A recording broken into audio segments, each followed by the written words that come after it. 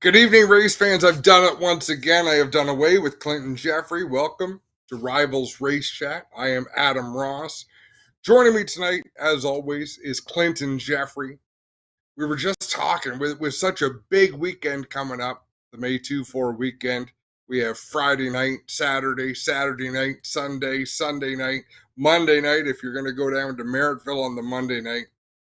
When it comes to short track racing in Ontario, we kick it off big time with the May long weekend. And Richard, I sliced him in half. You know, he's got to learn to watch his tongue a little bit.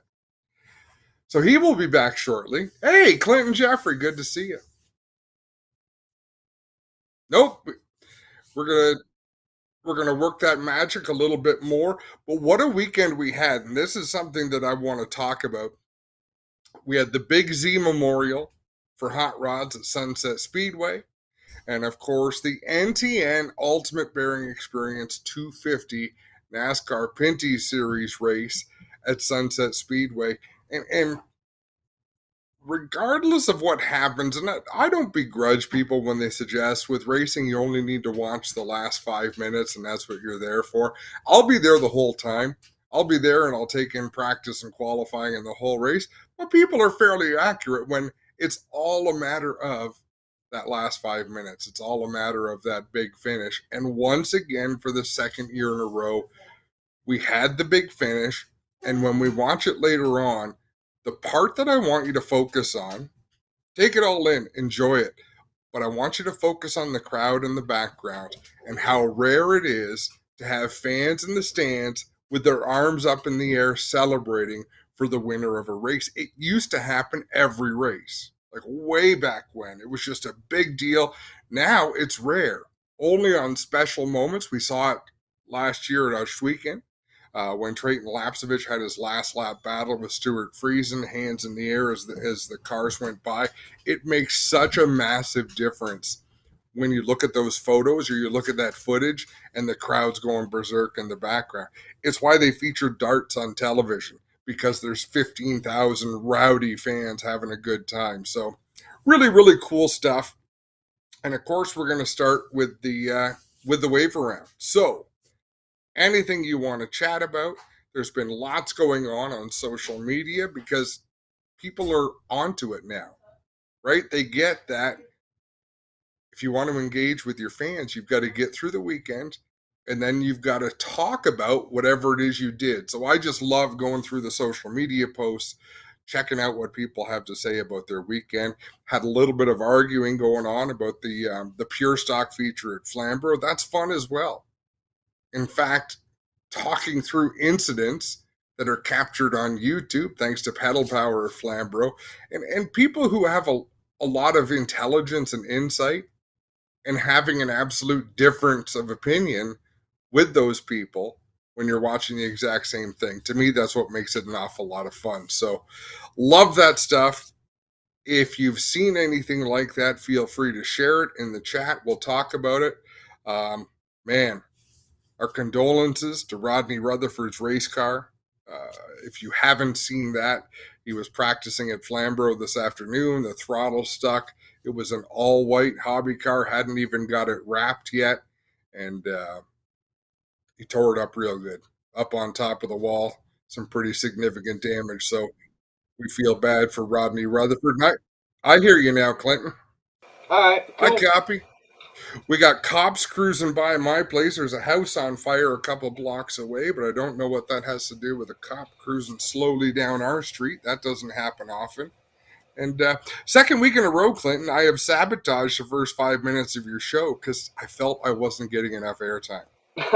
I know everybody at home is going to think, oh, there we are suddenly. We just had a half an hour Zoom meeting and everything was working. And the minute I said, let me change my shirt so we can jump on the air, and it all falls apart. But we do have some new equipment coming for this show because we're going to get tuned back up real soon. Enough frustrations. But how cool is it, Adam, to be back rolling? Season's underway, and have Treyton going to join us here. I'm not sure what you got into while I was away, but Westbrook's going to join us. Toddler was going to join us. We have some new cool stuff to talk about. But what are you most excited about coming up this weekend? I just talked about how cool it is, Clinton, that we kick off race season up here with a crazy weekend of racing. One of the most jam packed weekends of racing all summer long. I talked about how cool it was that the fans were up on their feet, jumping up and down at the finish of that race. It makes a highlight reel look so much better when the fans are going berserk at the end of a race. It just looks cool. Talked about Rodney Rutherford wrecking his car real bad this afternoon at Flamborough on I its just maiden voyage. while I was trying to scramble to get my microphone going and my camera, I managed to find those pictures. I just sent them to Spencer. So throw up those white pictures if you got it, Spencer, when you're ready. Yeah, so that's what the car looked like. Man, they did a great job repairing this thing. I think Westwood was behind it, right? And then, Yeah, man, and I've got a soft spot that resembles the car that I ran back in 99 2000. So I just think that's a cool look. And of course, when you hit the wall at Flamborough with so if it's a hung throttle, he would have hit the wall way back where the blue building was, and he would have rode that all the way around um, up on top of the wall. that's a rough hit for sure. We also are going to look at another rough hit from Flamborough later on in the show. TQ Midget had a really rough crash this weekend. We'll talk about that one as well. Treyton LaPcevich should be joining us here soon, and as soon as he's ready, Spencer will throw him at us, and we can talk to the winner of the NASCAR Pinty Series event. Adam, what a race it was. We are the promoters, not the promoters, but we're the mouse of the series in a way, and we are always talking about how great it is. But man, Saturday there was no extra fluff needed for this one. It was good, and I think the big thing that we liked about this was, LaPcevich Treyton was the class of the field, but he didn't stink up the show. They were kind of all over his back bumper and in the deal. And at the end, what a finish it was. Spencer, let's look at some highlights of that in advance of Treyton getting on with us. Let's see what we got from Saturday's NASCAR Pinty Series race. Great field, Adam. What do you want to say about it? Yeah, it was the best field the Pinty Series has ever brought to Sunset, and you could see the crowd was fantastic. Again, coming to the green flag, you just see a hint of crowd in the background. It makes a ton of difference when you're trying to build hype and excitement. A little bit of contact there between LP Dumoulin and Alex Tagliani. And then Alex Gannett, the new driver of the 3 for EHR. I think that's going to be a great pairing there, that team with that driver. Yeah, a rough day for tags. Yeah, it really was. And he's been dominant there before, so that's what really makes it surprising when he's back in the Hornets' nest. Do we have sound for this, Spencer? What a great. So here coming down, Treyton on the inside, puts the door to it, I guess you could say, and rolls on through. But what a great race. Treyton ends up pulling it off to what we would consider a hometown crowd for Treyton. Yeah. We'll get what his take is, but obviously as a very young boy learning to race there and getting it done must have been a dream come true. And let's bring him on, the winner of the NTN Bearings Ultimate Bearing Experience 250 from Sunset Speedway in the NASCAR Pinty Series. First winner and the points leader going into race number 2, Treyton LaPcevich. Treyton, welcome to the show. How you doing, man? Good. Thanks for having me, guys. Well, now, keep doing what you did. We're going to keep having you on, Treyton. So it's that simple.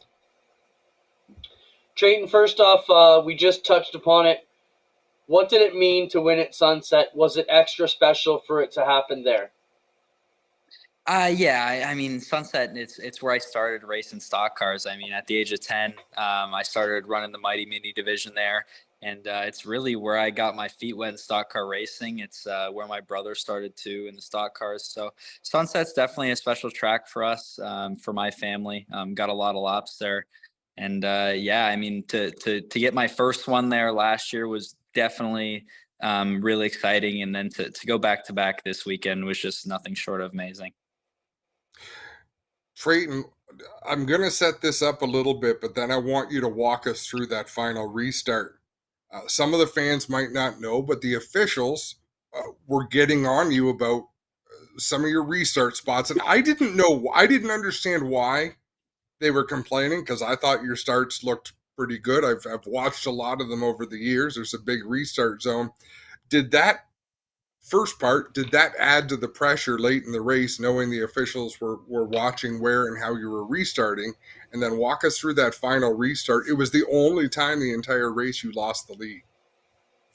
Yeah, the restarts, it was kind of a weird situation, honestly, because so how the restart zones work in the Pinty series, for those who aren't familiar, they put a singular orange cone on the fence there. You can see it right there, actually, in that shot. But and then you get a car length around that cone to go. So what was happening when I would get to that cone, it was a little different every restart, but depending on who was behind me, they would start shoving me before I was ready to go. And so at that point, I'm in a kind of a tough situation because I start getting pushed forward by the car behind me. The outside car thinks I'm accelerating already, but I'm not. And then if I don't go soon, then I get jumped. And it's the outside at Sunset Speedway is pretty good. So it's if the outside gets a run on you and is able to pinch you down, it's pretty easy to take the lead, like we saw here. So no, and then I mean that last restart, it was definitely harder when I had a car up under me heading into turn one. It made it exciting, but yeah, I didn't really know. I think kind of what was going through my head here in this last restart, it was very similar to my thought process of at Oshwegan, is kind of what I've described it as. Is it was kind of a refuse to lose thing, especially just kind of how we performed all day. And I think at Sunset on Saturday there, I mean, we were definitely the dominant car all day, and I was going to hate to let that one get away. So the hole kind of opened up in turn three here. He just kind of missed the bottom, and I threw it in there. It was probably fortunate for him that he did miss the bottom. Sorry, Clint. Even Alex Gannett, after the race, had a huge smile on his face, came and congratulated. Like, he knew that was not his race to win. I'm sure he would have taken it if he could have got it, but there was no ill will from what I saw. He was pretty, and I was amazed that nobody crashed, and all of that, the shenanigans of that last lap, everybody was able to keep their car straight. Was there conversations with Gannett that I didn't see?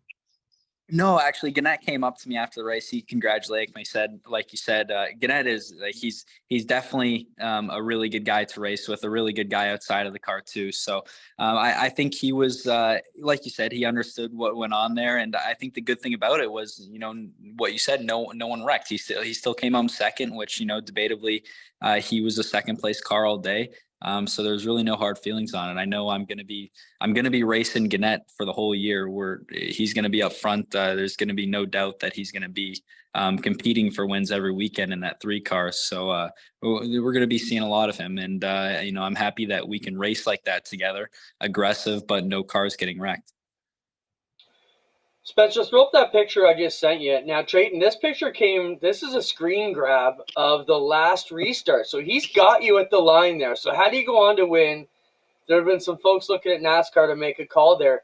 Did you feel he jumped you? And what's going through your mind there as he's got the edge on you coming back? Are you like, hey, he's ahead? Or are you just like got your head in the game and going for it?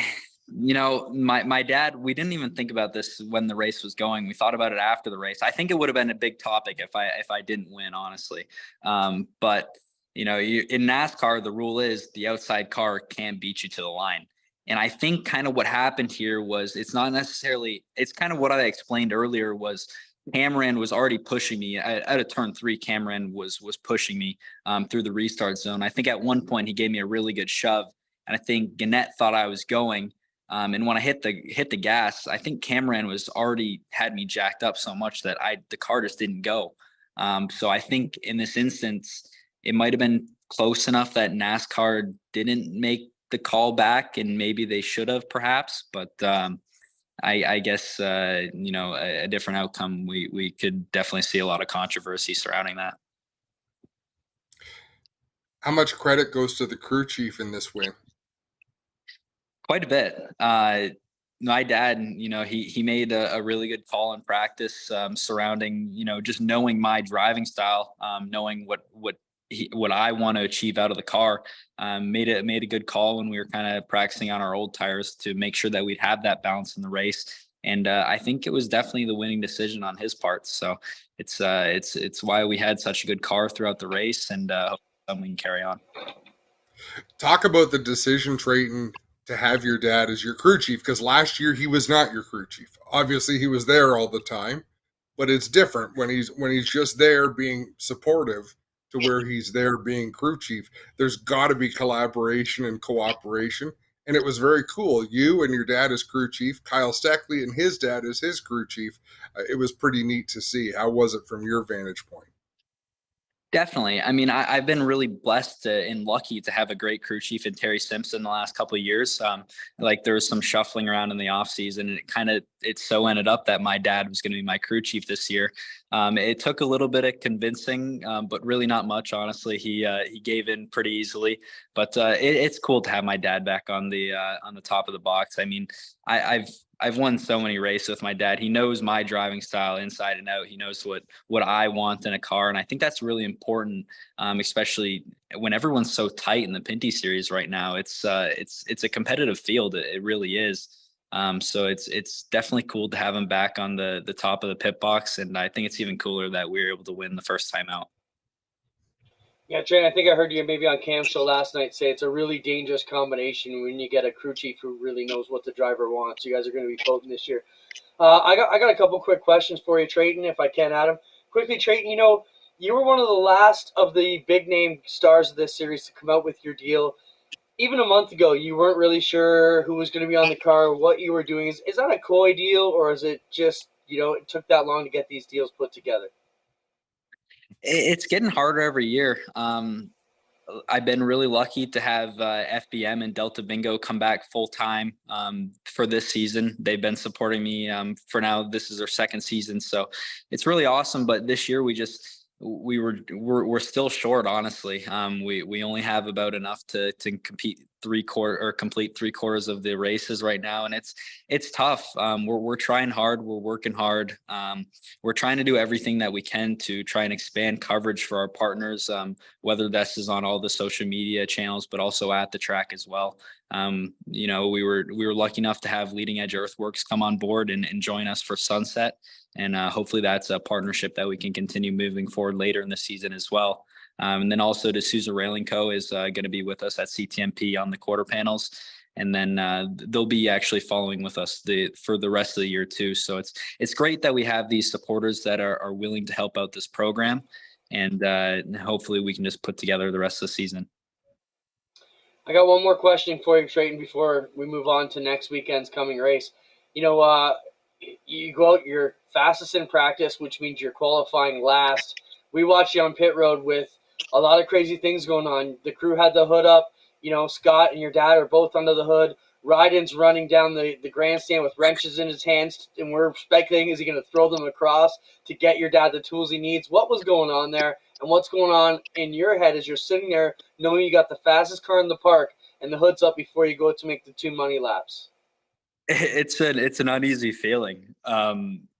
What happened there was I was actually on the backstretch when I was pulling the car into pit road from outside the track. The throttle started hanging a little. So the car was hanging at about 2,000 RPM, whereas it normally sits like in the ballpark around 1,100 to 1,400, something around there where it idles at. So it's an issue in the sense that if it hangs a little more going into the corner than I would like, it can definitely throw me off, and it'll throw off the balance of the car too. So we were really just trying to figure out what that might be, because if it's something such as the throttle rod hanging up on the underside of the airbox, it could be dangerous in the sense that we get a throttle hang into the corner. So it didn't happen to be that. It just happened to be an issue with the carburetor that we ended up dealing with the entire race. So we didn't want to take any further penalties. But it's definitely an uneasy feeling. Thankfully, it ended up being something really minor this time, and everything worked out all right. Adam, just let me jump in here quickly. Treyton, you're a video game aficionado. Seeing you do a Chastain lap with a hung throttle at Sunset, if it was safe, might be really exciting for the fans, is what I'm thinking, Adam, take us to CTMP. That wasn't a video game. Before we go to CTMP, I have one more. Treyton, you well know last year, so I'll give you the punchline first. More than 0.2 of a second faster than everybody. You saw the microscope that Marc-Antoine Cameron was under last year when he came out and was, I mean, dominantly fast, faster than everybody week in and week out. And I mean, every eyeball in the joint was on that car. Can you explain how you're 0.2 of a second faster than everybody when the competition is so tight? Do you ever worry about being too fast and drawing too much attention? I don't think so. We got nothing to worry about, honestly. So if we do get a lot of attention drawn at us, I mean, it is what it is. I think in that case, you might get in the heads a little bit of the competitors. And I wouldn't say that the 96 didn't do that last year. I think, like you said, he was fast everywhere. So every track, we were just wondering how we could beat the 96. So I think if we can replicate a season like that this year, it would be really cool. So as Clinton said, looking forward to CTMP. Our championship, the Pinty's Championship, is like none other in stock car racing. You have to be good on the road courses. You have to be good on the ovals because there is so much balance. Is CTMP, is that sort of an equalizer with road courses because you run so well there? Yeah, I think CTMP is definitely my best road course, and it'll definitely be cool having my dad being the head guy on the radio too. He had a lot of success at CTMP, so hopefully that kind of all stems out. We've run well at CTMP in the past. We've had a little bit of bad luck. I think the big thing about CTMP is really just the pit stops. We don't do live pit stops at any of the ovals, but we do have the live pit stops at CTMP, and in that sense, a lot can go wrong, which is kind of what we struggled with last year as well. So I think as long as we can run a good, consistent race, have a good pit stop, and then everyone knows how the last lap at CTMP can go as well, and I think we might be there at the end. Right on, Treyton. We'll add Todd Lewis to the chat here quickly. Just in case Todd's been hanging in the wings, maybe he's got a question he wants to ask Treyton before we let him go. And then we're going to talk to Todd about what's coming this weekend. Todd, anything you want to say to the most recent winner of the series? Treyton, did you have to assure your dad for him to take the crew chief job that you wouldn't wad the car up like happened last year at CTMP? Wow. I've learned my lesson now, but hopefully nothing like that'll happen again. Fingers crossed. I'm giving you the gears a bit about that, but you said afterwards that you were trying something. It wasn't a mistake. You were trying to get through the corners quicker, and it obviously just went badly for you. Exactly. A lot of drivers it's always a back and forth thing. If you ask any driver in the pits, the one big difference at CTMP is whether they go down to second gear in turn 3 or they stay in third gear. That's no matter what transmission ratios you're running, what rear end gear, that's always the big topic. So I'd kind of been hearing a little bit of both last year. In my experience, I had been running in second gear through turn 3. And I heard that a majority are running in third. So I tried something like that, and I didn't slow the car down enough. Wasn't expecting that much lockup on the brakes, and it was a mistake on my part, but we were always pushing for more, and it just caught up with me that time. It happens. If you're not trying to get better, then you're slowing down. So nothing wrong with that.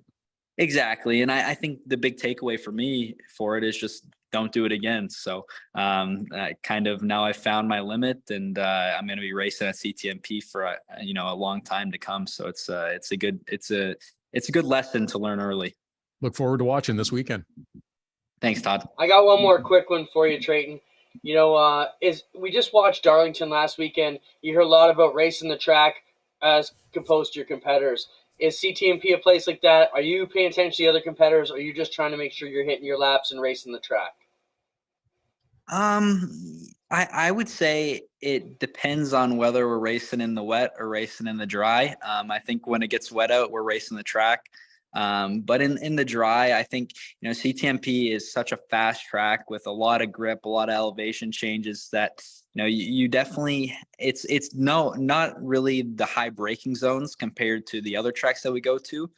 So it's less racing the track in that sense. And, I think it's a lot more of a racy road course that we go to. So I would say that you're racing your competitors more than the track. There you go. Well, Treyton, we'll see you on the weekend, man. Great job last weekend. and we'll hope for great weather. Thanks, guys. Thanks for having me. That'll do it for Treyton LaPcevich. Now bringing Todd Lewis. Todd, welcome to the show. Thanks for joining us. Pleasure. Always good to be back with you guys. It's just like old times. We were chatting on the weekend a little bit too. Let me tell you, Todd, how much fun that was. So I've spent 15 years guessing, right? I call races from the tower, and you hope you know what's going on. But I speculate a lot because it's all you can do. Well, all of a sudden, there's a voice in our head that has real answers. Like, that was the coolest thing ever. Well, I'm glad you guys liked it too, because it occurred to me a while ago. So I hit up our producer Joel Robinson. I said, hey, there's times I might be able to contribute to the stream. I said, can we do it technically? And he said, okay, leave it with me. So about 4:00 Saturday afternoon, he said, all right, I think we got you hooked up. We'll figure out how to do it. Then we had the little hiccup because I couldn't find the microphone in the first part of the race. But once I got that sorted out, everything was good. So no, it was a lot of fun, and it was nice to have a little more communication that way and help you guys out. Yeah, I wonder how much you hated having to listen to us for all 200 laps or whatever, 250 oh, laps. No, it's all good. I got you guys in one ear, and I've got the producer and director in the other ear talking as to what cameras their shots they're following and stuff. It's great. All the voices in my head. So Todd, you've been doing this series a long time. With all this going on, a great start to the season. Car counts were up. The fantastic, show, awesome crowd, great weather. I mean, what more could you have asked for to kick off the 2023 NASCAR Pinty Series? I think everyone was a little concerned about car counts too, because we went through the spring and we're waiting on some announcements and hoping, and there was a little bit more silence than everybody was really expecting and certainly concerned about. But having 21 cars at sunset, if you saw the live stream, you enjoyed the show. If you saw when you see the television broadcast at 4 on Sunday afternoon, you're going to enjoy the show. It was great, and I think it leads us in really well to CTMP this weekend. We had a tremendous race for 51 laps last year with Kevin Lacroix kind of, shall we say, finding his way to the front in the final couple of corners, and makes for a great action and excitement. Understand that there is a lot of buzz leading into this event with lots of excitement and ticket sales and people planning on camping. Yeah, the weather's always a bit iffy on the Victoria Day weekend, but if you go with it, I will confidently say we won't have the same weather we had last year. So feel free to come out and camp. I think you're good. Which was a tornado, right? Right. So you're predicting no tornadoes this weekend. No tornado. Which was scary, actually. Thank goodness mostly everybody got out unscathed. It really was. And we're joking about it now, but there were some people that were hurt and injured, and thankfully that they were able to bounce back. And also huge amount of work by the staff at Canadian Tire Motorsport Park so that we would be able to race on Sunday. They had power. They did not have power from the township in the area. That was their own generator that they put in, and that's the only reason we were able to race on Sunday. So huge congratulations and thanks to them. You just think about what it takes, Adam, to power a generator, a place of that size. You're not talking about like Humberstone Speedway or Sunset where you got a couple buildings. You're talking about a massive complex. Oh, absolutely. It's a small... all the timing and scoring and everything, all the electricity in that giant building. Sorry, Adam, go ahead. But yeah, it was an amazing feat. It's a small town, right? Yeah. It's when you look at the facility and the ground that it covers. So it's amazing what they do. And let's look backwards for a second. But Brian and Sandra Toddish, that place was awesome.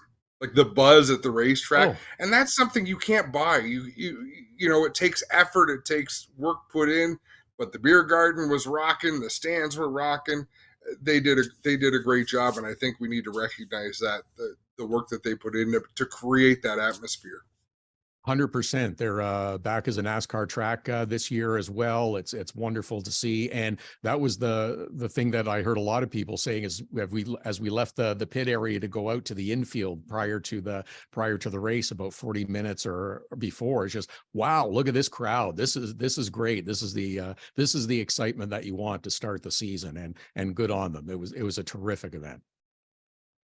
Todd, let's look a bit forward. You know, a couple of drivers that we thought should have had better days. Tagliani had an absolutely horrible day. He knows his way around CTMP. Do you expect him to rebound this weekend? Brandon Watson, another guy that we kind of had on our charts as top contender, struggled a bit there in the DJK 9. Do you expect him to come back this weekend? You know, who's going to have the best rebound after opening week? Yeah, I would expect Alex Tagliani to have a pretty good run at CTMP. It's a place that he fought for a long time to try to get a victory, finally succeeded in getting a win there. He's had some very memorable drives there. I was talking about one on the weekend with some people that it was a couple of years ago when he wound up finishing second to Mark Cameron when he was still driving the 22 car. It was the first road course win for the 22 at CTMP. And Tagliani finished second, but he didn't change tires for the entire race. Just the way the cautions fell and the strategy played, as it was in his best interest to stay out. And it is, in the 20 plus years I've seen Alex race, one of the best drives I have ever seen. It was something to witness, and he came home second. So yes, I expect him to have a good run. Marc-Antoine Cameron has had success there, as I mentioned. And how about the guy in the 74 who's basically owned that place the last few years with 6 victories, and Kevin Lacroix. LP Dumoulin's also had a couple of wins there. So actually, I think it's 3 victories now for LP that he's had there. So there's going to be a lot of drivers, and I don't know about you guys, but I'm expecting to see the 59 of Gary Clute too. I would assume so. And all those drivers you just mentioned showed good speed. I thought nobody was as fast as Treyton, but Kevin Lacroix was quick. LP Dumoulin was quick. Marc-Antoine Cameron was quick. They were good. But I do want to point out DJ and Brandon Watson. They ran very similar times, very very close on the racetrack. Neither of them as fast as they would have liked to have been, but similarly, Andrew Ranger in that 27. You know, last year they didn't have a lot of time to put things together last year, but they did this year. They had the whole winter. I know you're closer to some of those teams, Todd. They're not going to be concerned to the point where, oh my goodness, we have to change everything. But did you get a sense of why that might have been? Did they just take a swing and a miss for DJ and Watson? I can tell you that's the case with DJ. Is they weren't super fast right through practice. They were okay. They were consistent. They could run that time all day, but didn't have quite as much speed as they wanted. So they tried something and figured that it might help them. They found out that the car was crazy loose through the first part of the race, and that's why they made a number of extra pit stops, and they've managed to fight their way back and just missed the top 5, finishing 6th. So I think it was just something that they tried and didn't work out. I would not expect this to be a trend that continues for the 17 team or for Brandon Watson as well. When you go to a different group of people preparing your car, and it's a different car than he drove last year, under WMI, it's Mark Dilley's old car. So again, naturally, there's going to be a little bit of growing pains that you're going to have to deal with. He's got a new crew chief this year as well. So I don't think it's going to be a huge leap, and I expect you'll see Brandon up near the front, especially on the ovals. He'll be the first to admit, I think, that he's still got some learning to do on road courses, but he'll be okay. Andrew Ranger's got a new race car this weekend that they are supposed to be testing this week. I would expect him to be pretty competitive right away. They had some mechanical issues and some dumb luck, actually. They had belts ripped off the car, and that's why they ended up stopping early and finishing so far back. But yeah, they weren't quite as good as they thought they would be. They didn't have the long run speed for the 27. But yeah, I expect them to bounce back this weekend. Todd, Daniel Bois, he spends a lot of time around there. How long till he gets up to speed gets comfortable with the NASCAR Pinty Series car and Lap 2. Catches up to the knowledge he has around there? Lap 2. Lap 2. Yeah. So his day's coming. Well, he ran really well at CTMP last year, especially in the fall race. And they have also done a lot of work. They've done a bunch of testing, and they're just starting to begin their oval program, but they are very focused on the road courses this year. And I'd be hard pressed to think of anybody, except for maybe Ron Fellows, who's run more laps around CTMP than Daniel Bois, with all of his testing and instructions, instruction days and coaching that he does. He knows that place really well. So they were plenty fast last year, and I expect the 31 to be fast again. Right on, Todd. I concur. Yeah, no, I was impressed last year with what they had on the road course, and like you say, with his experience level, and that's fun. So the cars that we just mentioned, the teams we mentioned, last year was a bizarre year in that Whitey, what did he have? 4 cars at the track, 5 cars some weekend. EHR had 4 cars at the track most weekends. This year, we've got a lot of 2-car teams. Like, there's going to be speed coming from all over the place. Like, we've got competitive teams that are kind of spread out. I'm pumped up to see who shows up at what events and really shows blazing speed. Did you see anything that surprised you this weekend, Todd? I saw more relaxed owners and crew chiefs this week with only 3 car teams, because it's just it was an impossibility to run a 5-car team as WMI did that last year. It was I talked to David White at the track. He said, I was trying to help as many people as I could, and everybody wanted it. The Andrew Ranger 27 project came in very late, and he and Andrew have a history. They won a championship together, so it was trying to accommodate as many people as he could, but it stretched the resources too thin on the team. No matter how many people you bring in, you're always trying to catch up. So they're in a much better spot to be able to handle the race weekends plus the Monday to Friday to prepare for the race weekends this year. So I think you're right, Adam. I think there's going to be a lot of cars that are competitive. What did we say conservatively? Maybe 12, 15 cars that were capable of winning last week at Sunset. I think we'll see a similar ratio this weekend at CTMP. Mm-hmm. Right on, Todd. Get some rest. You're going to have to put a lot of steps on over the weekend, as will our team, and we'll be crossing paths with you guys over the weekend. Dad will be there Saturday and Sunday. I'll be back on Sunday.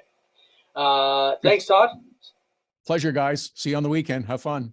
See you, bud. See you at the races. So that wraps up NASCAR Pinty Series. We're going to switch over to the dirt next. Dylan Westbrook's been patiently waiting on the standby, and as soon as Spencer makes the swap on the call, we'll jump in there. We still have a few cool things to talk about.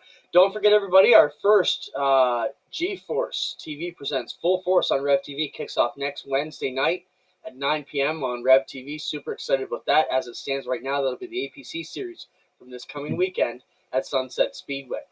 Dylan Westbrook is going to join us here in just a moment. We're also going to talk about the new Epic Influencer Award that we announced today, and it'll be a full press release out tomorrow with that. Of course, we get the sneak peek here. And, of course, if you're an APC fan and a RacingAmerica.com subscriber, you can watch us live there, as we'll be streaming simulcast on GeForce TV here to the world on Saturday, as well as Racing America to the big NASCAR fans down south. Excited about that. Excited because Doug Leonard just sent the pit notes for Friday. That means it's just about race time at the Big O. One of the biggest stars in Ohsweken Speedway has come back home to race after taking off of the pandemic, and now he's coming back. Dylan Westbrook going to join us now. D-Dubs, welcome back to the program. Welcome back to Ohsweken, and welcome back home. Why are you off the ASCS National Tour, and why are you coming home to Ohsweken?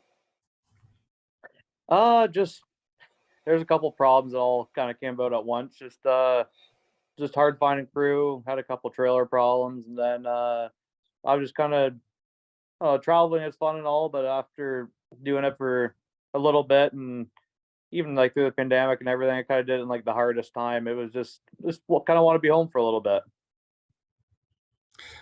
It's a good time to be home racing 360s, Dylan. I mean, competition is tough. I do think you'll come back as a favorite in the division, But there's some people that can give you a good run on a given Friday night. How excited are you to be coming back to the 360 division the way it is now? Because it's a little bit different than you left it a few years ago. Yeah, I'm real excited. A bunch of cars, a bunch of big races coming up, and yeah, just excited to be back. Excited to be back at home track. Yeah, and the competition, it's definitely great, better than ever. So really excited to come back, and I think it's going to be a lot of fun this year. Just be back racing at home, be able to be with friends and family, and working throughout the week, and still be out on weekends racing. And yeah, just have friends, family, and everyone there at the track like I used to always have. Not being out on the road, not seeing everyone for months at a time. Dylan, us weekend had a practice there Friday. You know, you were out on the track. Obviously a bit rough, but if I was a betting man, Adam, I would have said there was no way we were even going practicing. In fact, John Cadman called me, said he had to buy tickets for something with his wife Wednesday morning. I said, man, buy the tickets. We won't be out there. And then Glenn told me later that day, watch, you're going to see what kind of crew I got. And man, they put it together and we were practicing Friday night. Track was a bit rough, Dylan, but do you think it's something that's, you know, what are we going to see this Friday based on your experience? It's kind of hard to say. Like it's kind of like early in the season. Like I know they did some work on it, like just a couple days before practice, even. So you're always going to get a little bit rough. But I mean, they have lots of equipment there, good people doing it. So I'm sure it's going to be great as always. But yeah, I'm sure. I think it'll be a good race. It was a little bit dusty there in practice, but I'm sure just through all the cars on the track that'll blow off, and I think it's going to be a real good racy track on Friday. You know, when you came up and won all your races in the 360s at Ashweekend, you were the young up and comer, Dylan. You were full of piss and vinegar. There's younger kids now. You're not the kid in the division. There are some kids out there, and man, they're balls to the wall, just like you used to be. Where does your driving style fit in there? Obviously, you're still very aggressive. You're an amazing 360 racer, but are you a savvy veteran now, or are you still the same hard charger? Yeah, it's hard to say. Like, yeah, there's a bunch of younger kids, but yeah, like I mean, I'll still race hard. I'm not scared of that for sure. But yeah, there's a bunch of young kids, and they're all doing really well. Like seeing like Sheridan, Christy, Liam, all those guys, they're all on the gas. They're not afraid to like run up top, bottom, or go anywhere. So I think gonna be a fun year racing with all of those guys, along with like everyone else is there. Like, you never know who's gonna win on any given Friday night now. Dylan, what's the biggest thing that you learned being out on the road that you're going to bring back to help your style out at home? You know, is there anything you picked up when you were out there from maybe the other guys you're racing against or some of the tracks you went to that you figure is going to be an advantage over these guys who've been stuck at home? I mean, just a ton of track time. It helped just where I'd be racing 3 times a week from like I'd go down to Florida, race all the way from February right to I could almost race year round if you want to do with like doing Chili Bowl and everything. So just being in the car, that helps a ton. Then also just going to all these different tracks. Every time you race, you can try new stuff.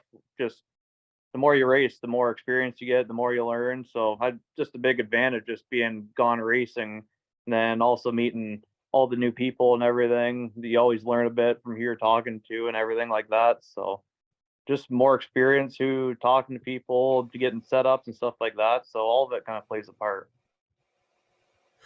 Who do you look at right now? Actually, I got two questions for you, Dylan. One of them I don't even know if you'll be able to answer. Question one is, who do you look at as your biggest competition this year? And two, is there anyone you've got your eye on, either in micro sprints or even in the crate sprint division, that you think is going to be maybe the next big thing or well on their way? I mean, it, there's a bunch of different people like kind of like depending on how the track is like that are fast kind of in different circumstances. So it's kind of hard just to say like, yeah, this guy's the one. But even like like both the Turners, like they're both real good at the nationals and everything. So they're always going to be good. And then yeah, really everyone. I'm gonna say most, like almost everyone, they're all good on their certain style of track. So it's hard to just say just putting a name on one person. But people coming up, I mean, I've kind of been out of it for like around Oswego for a little bit, so I haven't really seen everyone coming up right from the bottom. But yeah, I mean, like anyone though that's been in the micros to crates, the kind of the same thing I did. Like it's all track time, learning the wing sprint cars and stuff like that. So the more they race, the more they're going to learn and keep on moving up. And that's why I say I wasn't sure if you've been watching much at all because you are pretty busy on the road. But it's exciting. It's exciting for us to see, Dylan, how everyone progresses up through. And some people grow up and decide they're done with driving. They don't want to be out there and race anymore. But a lot of them stick it out. And you never know who's going to come up and shine when their time comes. We appreciate you being with us here, Dylan. Good luck on Friday. Hopefully everything works out for you this season. It's great to have you back as the promoter. I mean, certainly draws some star power back.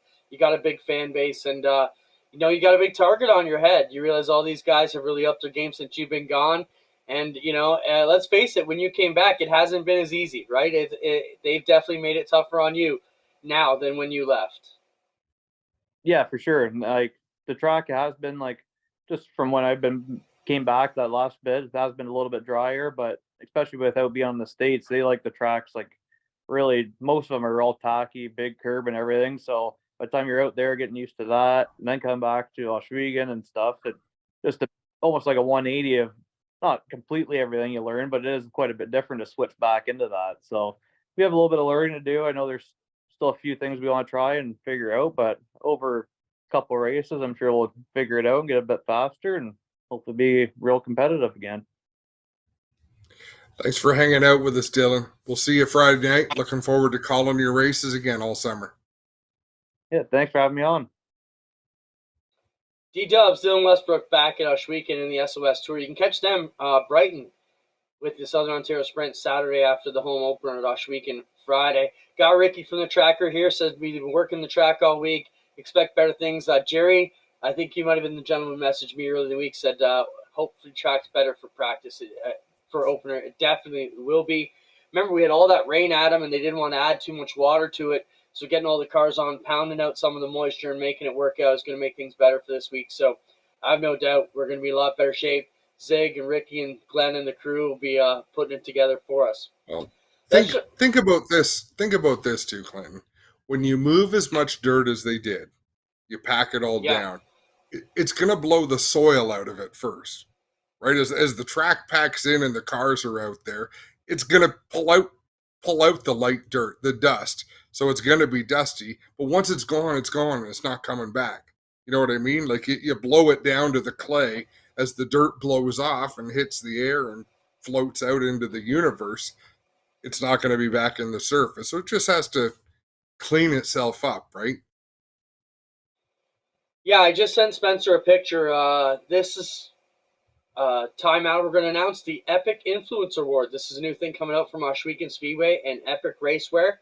So it's going to be a cool story here. And I'm just getting it up here on my screen.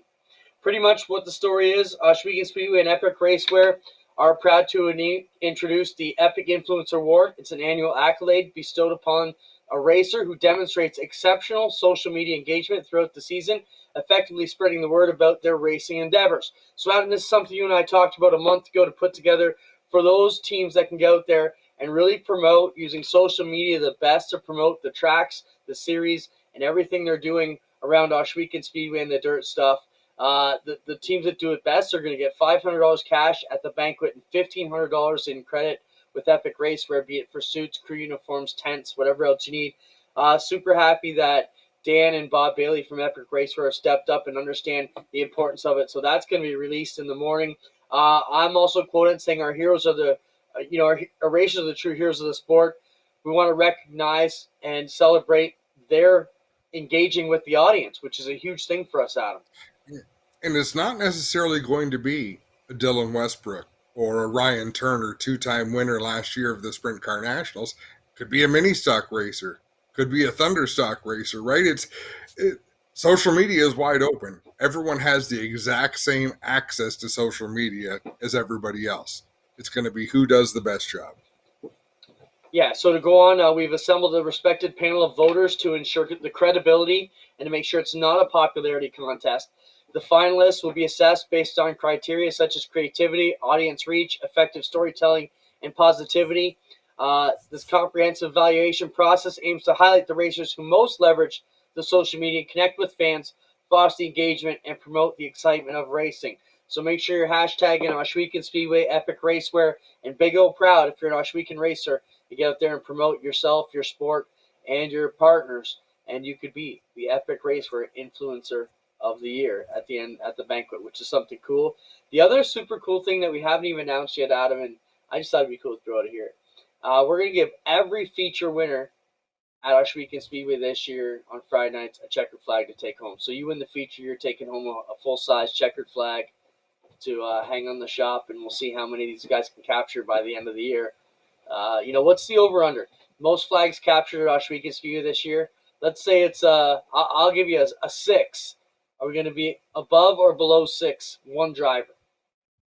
One driver going to win more or less than 6 races. Yeah, above. I would say over 2. Now, is my over-under number all close? classes? In all classes? Yeah. So I think 6 was a good number. You're thinking 6 in the Thunder stocks, right? You know what? No, I was thinking mini stocks. But LaFondisi, is he coming back? We don't know yet because he's got a Thunder stock. No, but I think... Yeah. Let's talk about that quickly, Adam, before we get too far into it, because we have our Burger Barn Bit of the Week to get through, and you want to talk about Noah versus Ross versus Larson.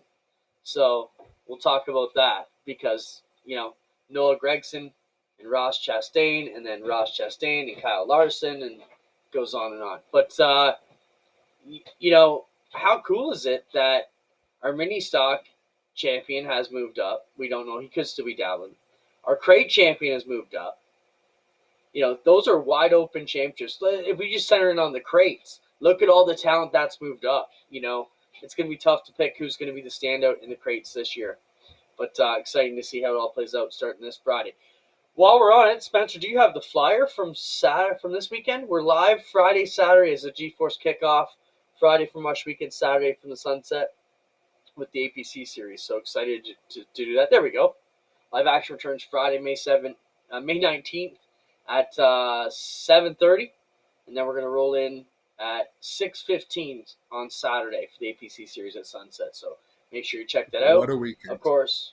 Yeah, it's going to be great. And then Adam and I will be heading off to TSN on Sunday for the NASCAR Pinty series. Adam will have to do double duty on Saturday, and the craziness begins. Whew, it's been a whirlwind show. Let's jump into our Burger Mart Video of the Week, Adam. This happened at Flamborough this weekend with the Can-Am TQ Midgets.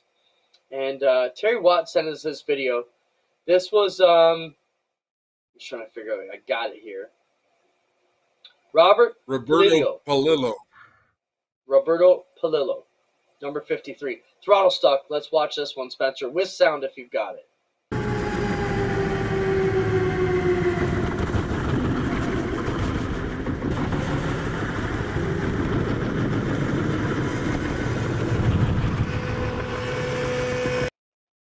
And you can hear it. It's still wide open as he comes to a stop. So Adam, you've been at Flamborough. The throttle sticks there. Watch it again, Spencer, if you can. So you can hear the engine scream. He's just full brake, right? Trying to slow this thing down before he comes. He's full brake, full turn, and nothing happens. Yeah, you're done. Yeah, not fun at all. Thankfully, he was all right. Now we see the Rutherford throttle hang up. That's a tough deal, man. So good to see they got this all together. Roberto's dad used to race Maryville in the Hoosier stocks. Would I have been the announcer then, Fran? See, Adam, we talked about this. We've announced so many names that people come back out of the past, and I'm like, what number would the car have been, Fran? What color? Give me some refreshments here.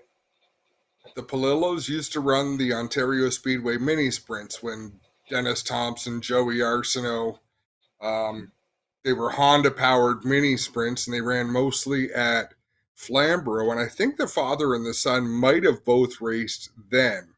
But yeah, 53 would have been the number. Wild. Adam, you asked for Noah versus Ross, and I had Larson in there too. What would you like to address about it? Larson, I don't even want to talk about. I want to talk about the week before, specifically with Noah Gragson and Ross Chastain. Clinton, and I know you hate it when I do this, but I'm going to do it anyhow. What did Noah Gragson do wrong? Oh, I don't know. Aside from his haircut. He didn't throw the first punch. Exactly. If you're going to go confront someone after a race, you're either going to go to talk to them or you're going to go to fight. If you go to threaten a fight, if you walk into my personal space and threaten a fight, it's up to me how you leave. We've had this conversation, right? Once Noah stormed up to Ross Chastain, it was entirely up to Ross Chastain how that interaction was going to go. Noah grabs him by the suit and starts, and I love Noah Gragson, starts grabbing him, lipping, grabbing him, and Ross had enough. So as soon as that grab came to a shove, Ross Chastain did what you do. Punch him right across the chops. Because that's what Noah came there to do. If Noah came there to talk, then talk. Have a conversation. Right? And it can stay as that. As soon as Noah initiated, like, if you're going to fight, fight. If you're going to talk, talk. Yeah, but you have to walk the talk. I don't disagree. Be about it, don't talk about it. That's one of my mottos I've always spoken off your own. But there also becomes a fine line between throwing the first punch and suckering somebody. So you have to at least let the guy know, like, hey, I'm here to fight, and here it comes, man, so be ready. You know, you can't just walk up and hook a guy either. Grab it, right. But grabbing someone aggressively by the suit the way he did, right, that's not going to have a happy ending. Like, if you want to talk to me and be angry, talk to me and be angry. If you want to point at me, point at me. As soon as you get physical with me and push me, then Ross has a decision to make, right? Because when you get, and all the car owners said it, Rick Hendrick even said it, you can push my drivers around, go ahead, but they're going to get you back. That's how this works. If you let someone push you around, they will always push you around. And I'm not condoning fighting, but I'm saying if two people want to go. The worst thing was the official keeping Gragson from being able to punch back. Yeah, they did come out and say that.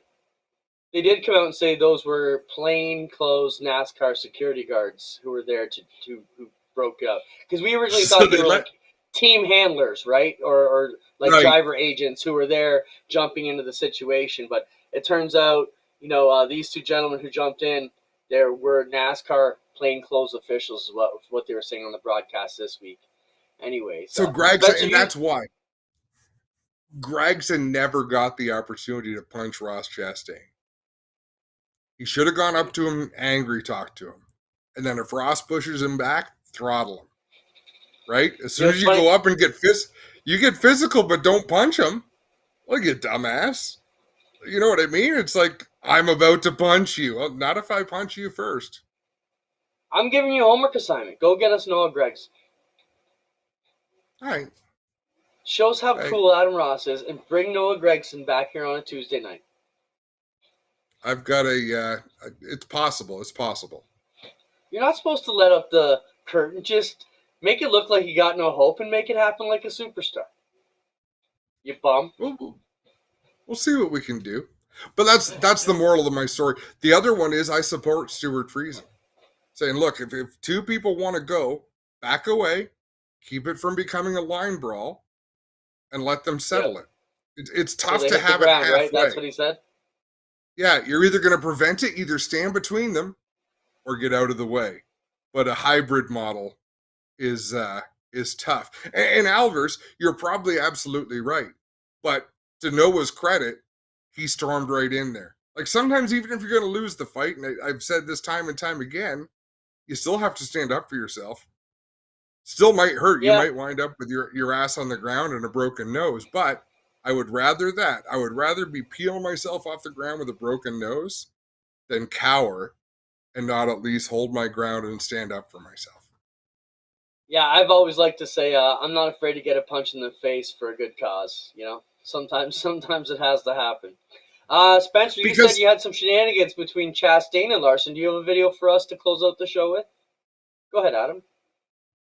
Here's why I think it's okay, my stance. Because NASCAR used the shit out of this footage.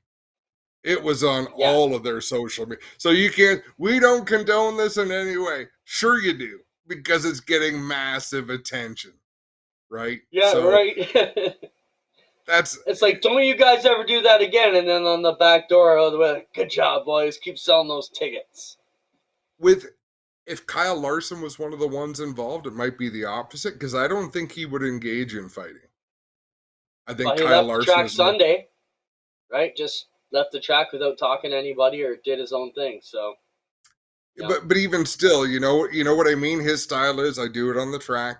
So it all matters. You have to understand your audience. That's all right, that's gonna do it. We have a busy weekend coming up. We'll be live Friday, live Saturday, so make sure you check it out. If you missed that, you can catch us on Rev TV next Wednesday night, but we'll be back here before that to help promote it and set up next week's broadcast. Thanks, Spencer, for everything you do. It was a heck of a day last weekend, and we got a heck of a couple weekends ahead of us, so excited to be with you, Adam. Yep. And, man, if last week's action was anything, what we're going to be facing this summer's going to be great. Had a blast calling the races with you. I thought you were on point. Like, I thought you were on fire that whole night, and I was trying to keep up, which I thought was awesome. Because I got to up my game. Yeah, me too, man. That was awesome. The pre-race, though, like, we'll get into this next week, but it's supposed to be 6 minutes for me to kill up in the booth by myself. Ended up being 12 or 13. It was horrible, but we'll fix that for next week. Thanks, everybody, for being with us. We'll see you around. Don't forget, if you want to catch NASCAR Pinty Series that Joel does, it'll air this week right before the big race on TSN Sunday. Thanks, everybody, for being with us. Adam, we'll see you a lot this coming weekend. Spencer, I'll see you Friday. And the rest of you, hopefully we'll see you over the weekend. Say hi if you see us. We'll be out there. Cheers.